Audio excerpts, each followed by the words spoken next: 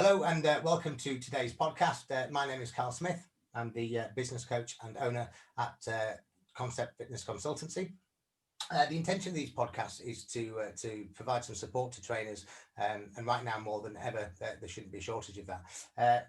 The intention of these podcasts is that they last around 20 minutes. I'm not going to stitch myself up today and say that this one will be anywhere near 20 minutes, but we'll do our best. And look, I'm without further ado, I'm going to introduce you to Mr. Danny Noble. Danny, how are you there, mate?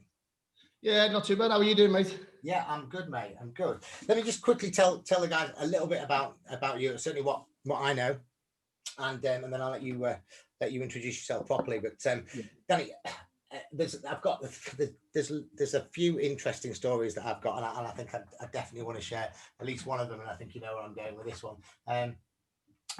When my first sort of knowledge of you was in my capacity as National Health and Fitness Manager for Exercise for Less. I looked at the league table 1 month for our employed PT model, and suddenly there was a new name on the leaderboard. That new name was at the top of the leaderboard, and you generated something like £4,500 in what must have been your first month. Now, the next month I saw that number had changed to 5,000, and of course you were top of the tree again. That month was November, and then when it got into December, when most trainers almost write that month off, you did it again, and not only did you do it again, you generated more income. I think it was about 5,500. So I remember driving down to the rugby club, which is where you were based at the time, to come in, find out what this phenomenon was. How did you do it? And then, and from there, you were consistent. I think you broke the 6,000 mark in it was January or February, and then after breaking so many records at Exercise for Less, you went on and opened up your own studio, FITMOB. And I think that you'll tell me differently, maybe, but I feel you had that business running and operating for around a good couple of years, and then lockdown came this year, and you adapted pretty quickly, which is kind of what I saw. You were doing almost like a boot camp. An online sort of boot camp every morning, which I know you tried to get me to, and apologies, it was far too early for me. But yeah, look, I mean, why should anybody sort of listen to what you've got to say today, mate? You were an absolute superhero, and on top of that, the story that I do want to tell is that I know that Josh Costello will will appreciate this conversation, but you apparently were turned down from a PT role in one of the clubs nearer to home, and you maybe tell me why, but you managed to get a role in the same company about 2.5 hours down the road. So I think there's plenty for you to talk about, Danny. But look, firstly, let me just pass it over to you, and if you just introduce yourself a little bit and just tell us a little bit about, I suppose, why you wanted to be a PT in the first place, and how you did it.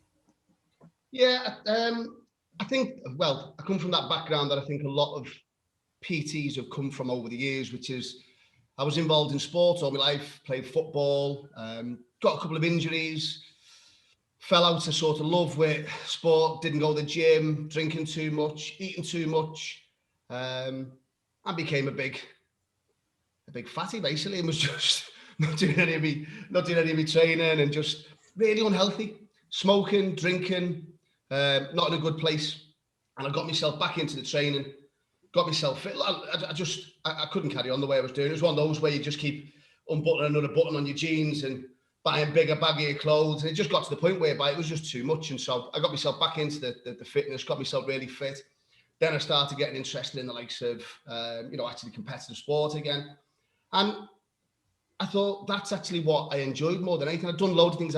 Before that, I'd been in marketing and communications. I'd worked in the university sector. I'd worked in theatres. And then I came into that and I was like, this is actually what I really enjoy. I enjoy this. I get the mental satisfaction as well from training other people. Whereas in the jobs that I'd done before, that wasn't always necessarily the case. I enjoyed it, but you were sort of within limitations. I found that this is a role It has no limitations. You make of it what you want to make of it. You can go wherever you want. And the great thing about it is you can change direction whenever you feel like it. When you can see something moving and changing, it's fluid and you can go with it. And in a lot of other sectors, you don't get that. The fitness sector is fascinating because it's always evolving, even more now when we come into the world of tech. You know, tech is fast paced and the fitness world is having to keep up with it. And you see the big boys now, Google and Apple and everyone, they're all jumping into it as well because they know it's huge. And people are starting to realize just how important, I think even more with this pandemic, how important the health is. So this for me, this industry is one of the most exciting, rewarding industries that you can work in. It really is. And it's tough at times, don't be wrong, it is hard. It's not, you know, all plain sailing and, you know, it's not all success stories as well. But it's enjoyable to work in, and the people that you meet are interesting, and you get to meet a different variety of people from different places with different backgrounds all the time. So you just, if you're like me, I'm like a sponge. I just absorb stuff.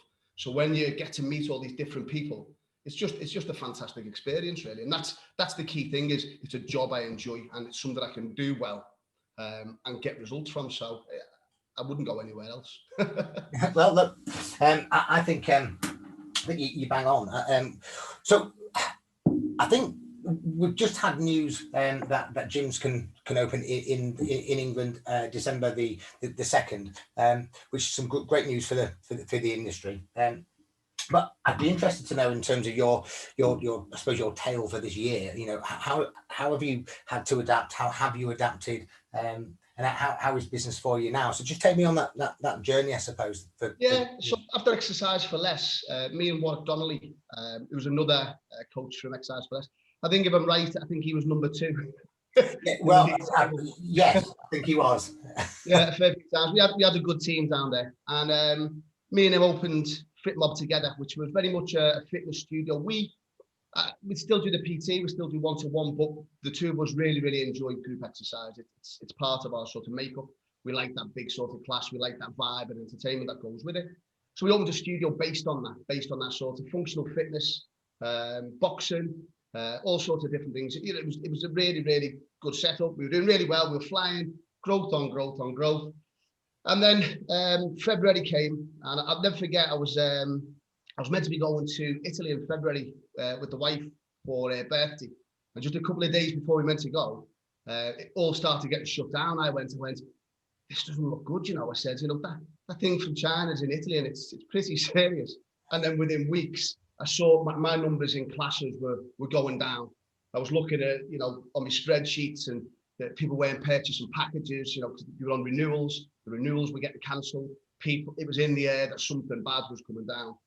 And then the murmurs of a lockdown started coming about, and then that was it. We were down to like 20% capacity. So we decided to shut the doors, closed up. When was that, by the way? When did you close up? That was it was literally, we closed when we went to the last day of closing when they told us that. But by that point, we were down to like 3 or 4 people turning up to classes. But our sort of ethos at the time was that these people have already paid. We paid in advance. They're happy to come. We're happy that what we're doing is within the sort of COVID safe requirements. Yeah. So we continue to operate. We closed down.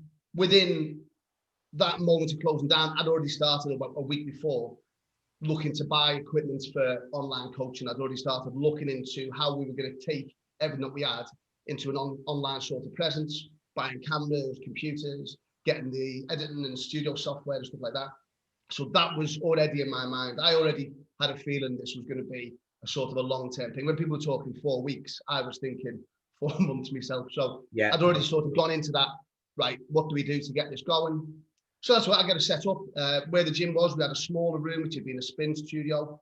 We got all the spin bikes out of there, set it up pretty much as a TV studio. Got ourselves in there, started doing pre-records, started doing lives. Same as everyone else, we started doing Facebook, Instagram, but we were quickly looking for how we could make that something that the clients could access directly and also privately. So we then went into the Zoom classes. So it wasn't just on Instagram, it wasn't just, and also we were looking for a way to monetize it. Because what happened is our business had literally stopped existing like that overnight. We were too new for any of these grants that were coming in. We'd gone, we weren't going to get that sort of level of support. So we had to find an income stream. So that's what we did, created FITMOB TV. So we went from FITMOB the studio to FITMOB TV. And we were doing things, at the time, I was working, I took a job with Eddie Stobart's essential worker, carrying stuff all around the country. So I was driving a 3.5 ton Luton truck, driving stuff around the country. And if you look on the Instagram, there's bits where I jump out. I'd have the load in the back, I'd jump out on my brake, I'd go into Hyde Park, stick the phone up into a tree, stick my music on the boombox behind me. I'd do a session live on Instagram, pack it all back up, jump back in the van and carry on with deliveries. And that was how I was operating in the early days. I had to get the money in, so I was working for Eddie Stobart, but at the same time, I wasn't willing to allow FITMOB to just stop, go into that rapid decline. And I wasn't willing to give it away completely for free either. So we built on FITMOB through the months. And even when people were talking about when they could open gyms and stuff like that, I was still like, okay, this is, even if we reopen or wherever we go, this new digital, this sort of online presence, this isn't going anywhere. This is going to be a new part of our sort of industry, and we're going to stick with it. So where a lot of people tailed off and let the Instagram and Facebook just be their thing, I carried on building this. And then when we got the okay to go to outdoor training, I just messaged a couple of the regular clients, like, listen, guys, we've got a big car park outside the studio. It's empty because no one's going to work. We're allowed to do groups of 6. So if I set up a nice socially distanced group of 6 training, would you be interested in coming? I put 5 days out, 2 hours each day, and within an hour, they were filled. Brilliant. So now I had these classes that I had to deliver, and I was like, okay, I can't share equipment. I can't do that. I can't put the equipment out that we've got. We've got to mix it. So I went to a local garage and got a load of old tyres, sprayed them all different weights, washed them down, gave them a big scrub, got some mats and everything, spray painted the floor, set out areas, and created an outdoor car boot camp. And that was fantastic. It was going really, really well. As the numbers increased, we allowed the numbers to increase. One of the girls who had been training with us as a qualified coach as well, she's come on board. So Aisha then started taking over the boot camp classes as well with me. And then I moved back up north. So I left rugby. My wife got a job. She finished, the reason we were down in the Midlands was because my wife was doing a course at Coventry Uni, dietetics. So she's now a qualified paediatric dietitian. She's got a job up in Bolton. So now we've now moved everything back up north. But we've still got the boot camps in rugby operating. I was just going to say, have you left the team Warwick and that's still going down there. So FITMOB boot camps, which is our sort of physical presence, that's still operating. We moved that out of the studio and moved it into schools. So we were using a local school, their facilities, because it was larger in terms of being able to make sure we could get more numbers in and socially distanced.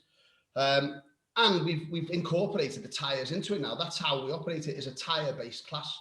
And that originally, again, was, I met a great man from Canada called Armin, who does a lot of work with tyres, and he'd shown us this stuff. So he'd sort of give us that inspiration that you could do that with tyres. So that's how we do. We operate the boot camp solely with a mat and a tyre. What a way to innovate, though. I mean, that's thinking on your feet.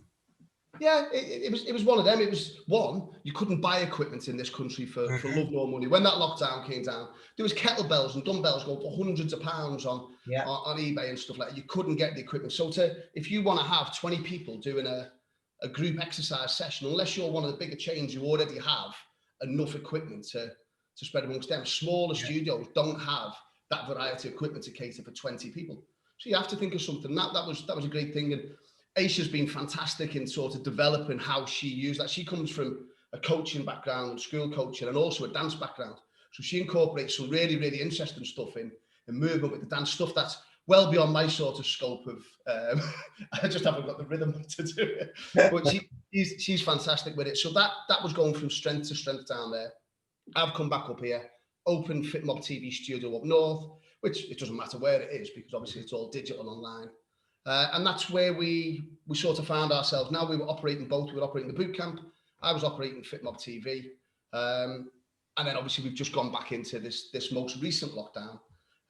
So we've adapted and took our boot camps online. So as well, we've now got the boot camps with the tyres incorporated into FITMOB TV.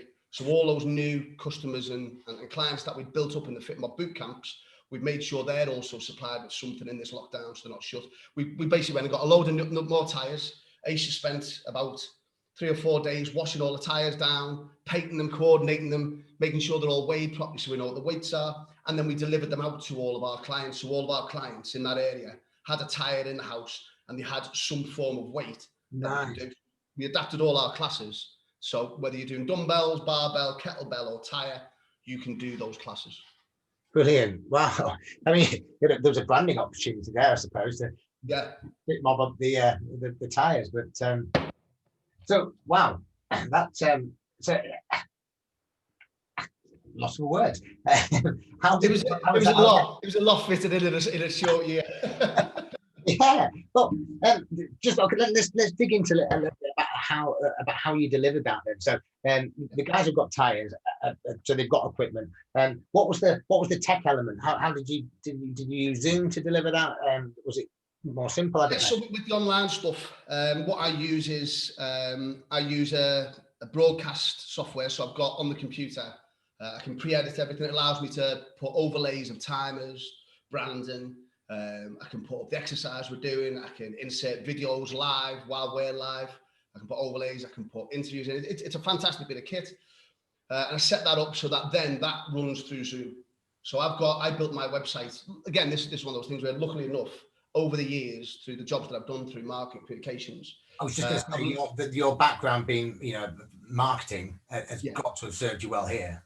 Yeah, it has. It's been really handy, and it's the skills that I've acquired over the years as well. It's learning how to, do your design. I learned many years ago Adobe Photoshop and that sort of thing. So nowadays everything's in apps. You can do it on your phone, but in the old days you learn on the computer. But so all that side of stuff I learned how to do. So I built our website. So when this came around, I managed to be able to build. We'd already built a sort of test booking system. We were using an external company, but we were building a test booking system for the main studio before. So I was able to apply that booking system to this, and with it, I can tie direct. So when they buy a pass with us, they can either go to live classes or they can come into the FITMOB TV.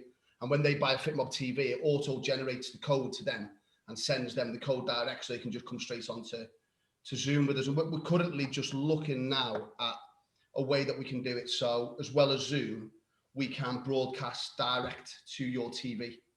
So you would also get a live stream direct on your telly. Because a lot of people, with Zoom, they've got a phone and they're trying to balance it somewhere to see it, or an iPad or a laptop, and they're trying to. So for us, in the long term, we're looking where we can go tech-wise so that we can deliver direct to the TVs in the living room or the kitchen or the bedroom, wherever they are, in the garage. If they've got a TV or a unit, we want a way that we can deliver direct, and we're just on the cusp of being able to do that. So hopefully that'll be something for the new year. So that's the sort of tech side of it. The add-on to that was really important was just before we went again, we started working with MyZone. Well, funny, I could see the belt in the background, and I'm glad you've come on to that. And thanks, Rachel. Just so that Rachel Young keeping us all going. Obviously, again, it's that connection to Exercise for Less with Rachel Young, and we've stayed connected. We did some master training stuff for her when she was with Escape, which we love. We really enjoyed working with Escape Fitness. And then obviously she's now over at MyZone. So we'd had quite a lot of conversations, and we'd already got the belts in ourselves, sort of having a look at them, whether we could incorporate them into our studio. There's so much you can do with them. But then as this happened, we were having conversations with Rachel, and MyZone were launching a thing called MyZone Remote.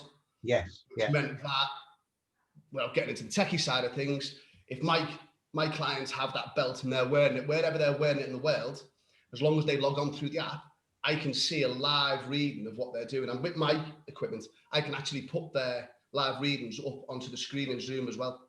So the whole class can see where they're doing. So we've now been selling the MyZone belt, upselling that as part of a package. They get the MyZone belt, and now they're accountable to us. So you're not just in a room doing on a screen sometimes. I think a lot of people agree this. It's very difficult to judge a room and judge people. You're not there. You're not getting you can't see if they're really pushing themselves. You can't see everything. The camera angles are rubbish. So this bit of tech gives us this ability to say to people, no, pick your game up. You're not up there yet. You've got to keep going, or slow it down.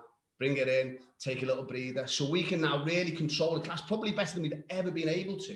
And it doesn't matter where you are in the world. You can be in Australia, you can be in Brazil, it doesn't matter. I can contact, I've got your details, I can see them in live time. And by that, it means I can then make sure that you are getting the absolute most out of that class. So it's, for us, the combination of all this has made us, be able to offer a fantastic package to people that gives them accountability.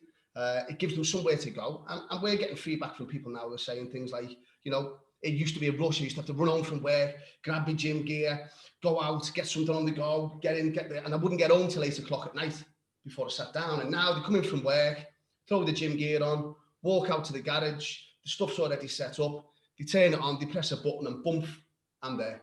And they've got a class to go to straight away. And when they finish, they walk out the garage, or they can do a little stretch or whatever they want in their own comfort of their own, and then they can go and get a shower.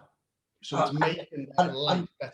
And on top of that, you from your perspective, you've expanded your reach to not only rugby, not only Manchester, Liverpool, the world.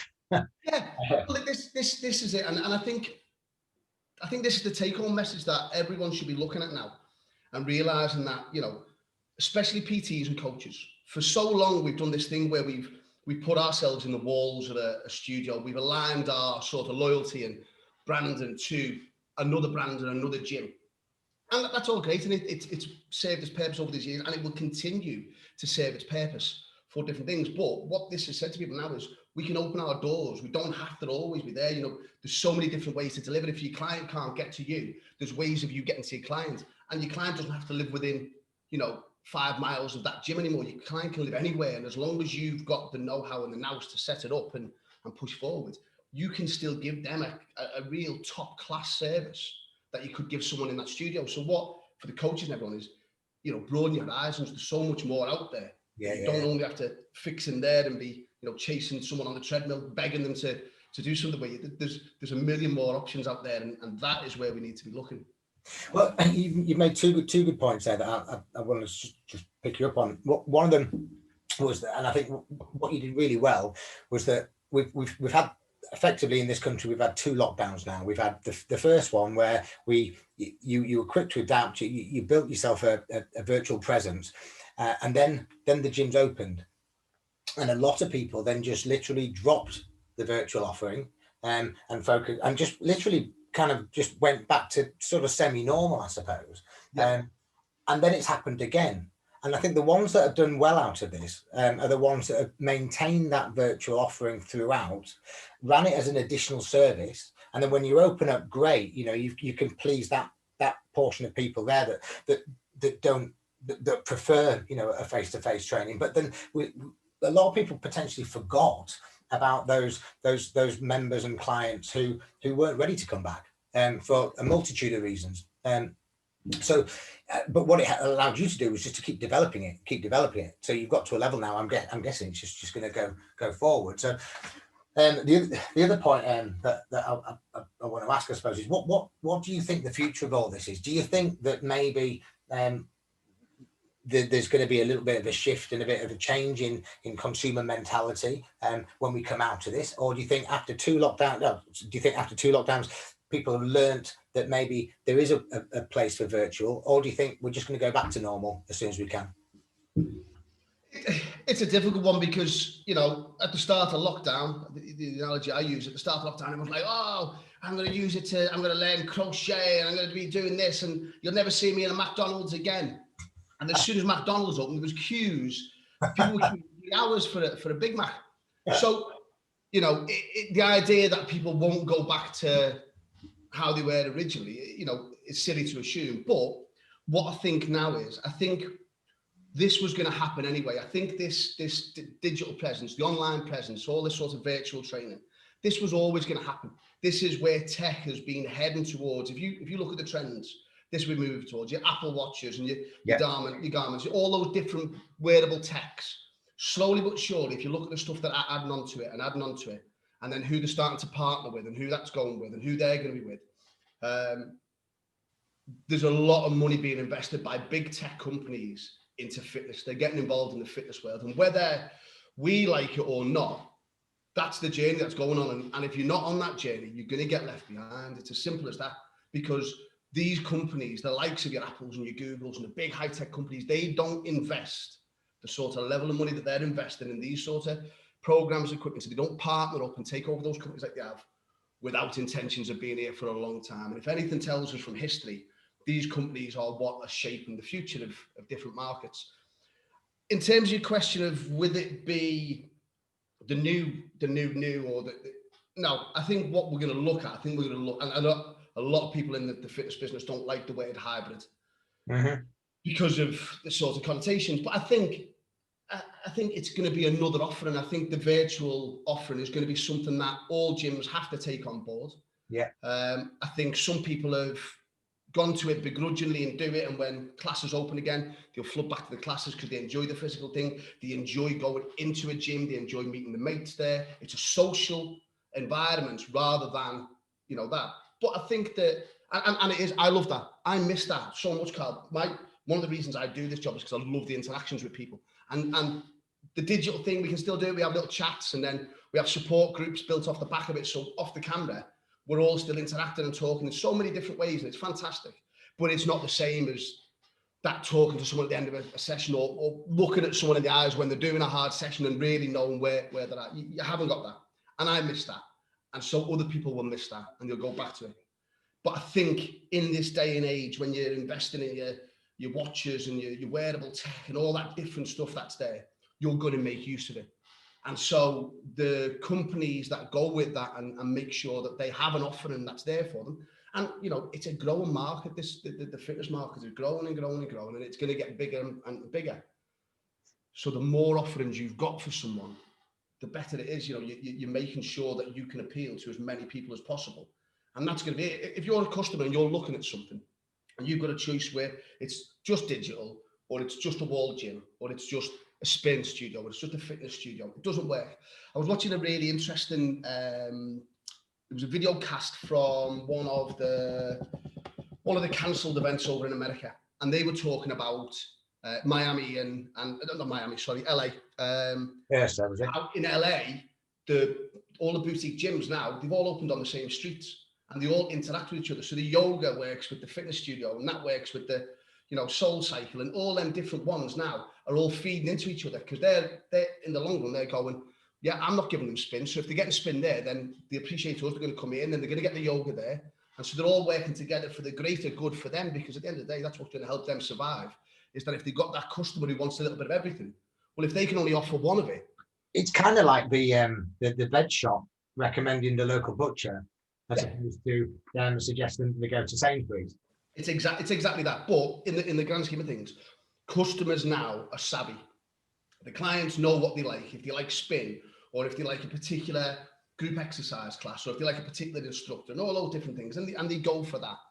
And I think as we move forward, all those offerings that we've got, being able to offer them, you know, if they've got a favorite trainer and they can see them in the class in the gym, but also on a Tuesday night, they can't necessarily make that, but that trainer does a class online. Well, that's fantastic now, isn't it? Because they get to see their favorite trainer. They still do the class. They might not get physically to the gym on that particular night. They'll go another night still, but they get in and get that done. So now for their membership, what they're paying, they're learning. On the flip side, that instructor now has the opportunity to perform and put himself out there to all these people digitally online. So now as well, that is literally showcasing to whatever market they can then drum up. And that's then future business for them, for one-to-one PT or small group exercise or coaching or nutrition, whatever it is that they do. They've got that opportunity now to get those people in and go, look at me. This is what I can give you. If you want to know anything about it, get in touch. And so many levels. Well, so maybe that is the best advice. But what would your best advice then be to a brand new trainer? Because it might be a bit daunting to, and this is another point I want to make, is that it might be a bit daunting with all, you know, let's say I'm a brand new PT. I don't have your marketing background. I don't have a sales background, so I'm brand new to it. I'm passionate. I like, and arguably, what I really like is face-to-face training. I like being in a gym. I like, you know, I think, as you've mentioned, I like that sort of face-to-face contact, so to speak. And I don't want to be sat behind a computer. That's not why I got into this industry. What would you say to somebody like that now? Again, do you know what? Nothing's changed in that thing. For me, my advice always was, we had a couple of new trainers who were new to the job. Warwick was brand new to the job when he joined rugby with us. Yolanta was another one who was new to the job. And I think what they did that made them successful, and you know, Yolanta now is often, she's down in, I want to say Devon. I'll probably get it wrong, probably Cornwall, but she's down there. She's got a fantastic business now going, J Active, with her partner, Big J. And what she did and what Warwick did that set it out for me, and this is always my advice to everyone who comes in, follow the good coaches. Go and spend time with good coaches. Good coaches will share good practice, yeah? Bad coaches won't. A good coach isn't one of these people who pushes everyone else away and just wants to be about them, because the better an operation is, the better a team is, the bigger the success will be collectively. So a good coach will feed you information. Go and watch a good coach, spend time around it, go and sit in their classes, take their classes and watch what they're doing, interact and be part of it. And realize that the old school thing used to be the old hit the floor, talk to as many people as you can. For me, it's group exercise. It's getting out and in front of people and being active and being in foyers when people are coming in and actively talking to them then, not while they're on the treadmill, not while they're trying to do the workout or lift weights. No one wants to talk to you in that situation. That was the old school. Go and talk on the floor, get on the floor and talk. People aren't like that now. People come in with their AirPods in and they just want to get on the thing. Hit them on the way in the door, hit them on the way out the door, get them while they're going into group exercise. But the most important thing for a new PT is go and learn off the best. Go and surround yourself with good coaches. Go online and watch good coaches. There's so much stuff out there now. There's no excuse for not spending time learning what it's about. Get into networking. Go to other gyms. Don't feel that because you work for a particular gym or work within a gym that you can't go to other gyms. I did. I went all around the boutiques in London. I went around the boutiques up in the Northwest. I looked around and I saw what their coaches were doing. I saw what the programs they were planning. I saw little things of how they delivered classes, stretching, warming up, cooling down, how they ended classes, the music they played. There's so much that you learn, but you learn it from watching, absorb, take it in. That thing that people say, you know, the listening is the most important thing. It is. It really, really is. Listening and learning and watching. And that's how you do it. You just take a little bit from there and you go, oh, that won't work for me because that's not my personality, or that will work for me. I like that. And you take a little bit and eventually what you do is you take all those little bits and you put it together and it creates you what your personality will be then as a coach and as a trainer. And that's how you develop. It's the only way. Great. That's great advice, mate. I mean, just talk to me a little bit about, and I'm conscious of time, so I'll ask you two more questions about it. My last question, or second to last question, sorry. Just talk to me about networking, because I've seen you on a couple of different sort of podcast webinars that I've been part of over the last couple of weeks. I know why I'm doing it, but you know, what's the power? Yeah, networking is, again, I say when I was younger, but in my earlier career, networking for me was what I was just talking about. Looking at coaches and, you know, my personal development was what it was all about. As I'm getting older and I'm working more on the business side of stuff and from almost at that back end of the business and where you're seeing how everything operates and works, the networking thing becomes so much more important because, again, I'll talk about LinkedIn is probably the best way for me to think. I'd never seen the importance of LinkedIn. I saw it as a job searching site. If you were looking for work, that's what you saw to the networking thing. For me, in my role, it wasn't really there. I was very wrong. I should have been on that at the start when it came. I should have been in there from the start, building and building and building and building, because the more people you know and the more people you interact with, the more people you network with, the more you learn, the more you open yourself. And I think particularly with this time that we've had after everything being shut down, and we've had a lot more time to ourselves and sort of a time to sort of sit and watch and get involved in stuff. I've spent that time, after I developed all the online stuff, I've spent it networking and getting into these online seminars and going to these sort of coaching workshops and meeting these different people and listening. Because for me, you might see a title for something and it might be digital online presence in 2021. And you might think, oh, you know, I'm already there, but I don't know how much. And you might go in there from the first 50 minutes of that, be a load of people in there, and you'll recognise the names. You always do. When you're in this industry, you know the names, you know they are. You might not always be able to put the faces to them, but you know the name. Oh yeah, that's from such. Oh yeah, no. And they'll be talking. You'll take a little snippet, and then 5 minutes before the end, someone will come out with a nugget, an absolute just game changer for you. And you go, oh, what was that? You write it down, you sit there, and at the end you go, okay, click off, and then you're in and you Google, and then all of a sudden it'll open up to something else, a completely new concept or idea, and you're off and you're going. And then because you're in and working with these people, you can go back to them. And I do a lot with, again, it's probably the similar networks that we keep bumping into each other along. Don't be scared to send someone a message and just go, I saw something the other day, we were talking about this. What was that?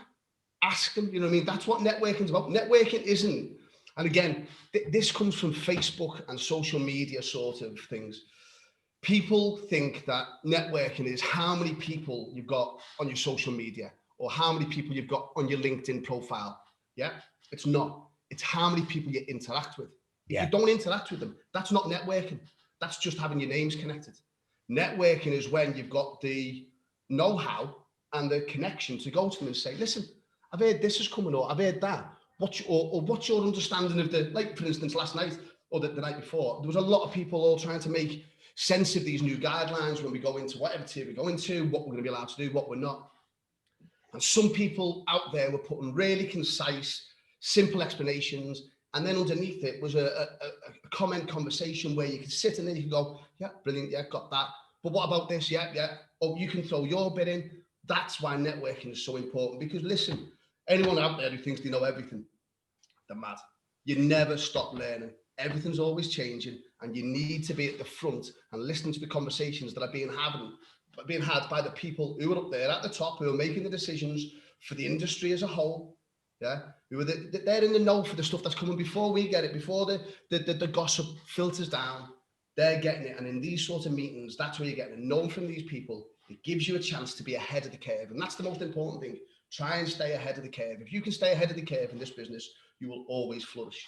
But you can only stay ahead of the curve if you're in the know, and networking allows that to happen. Mate, I know I was going to ask you 2 more questions. I think that's a great way to end. What I will do, mate, if it's okay with you, I definitely want to invite you back. We'll shoot the breeze in a couple of weeks' time and see how we're getting on. But yeah, definitely. Hey, look, really, thank you very much for today, mate. Much appreciated. And we'll catch up soon, mate. Yeah, no, loved it. Good to catch up again. Speak to you soon, buddy. Cheers.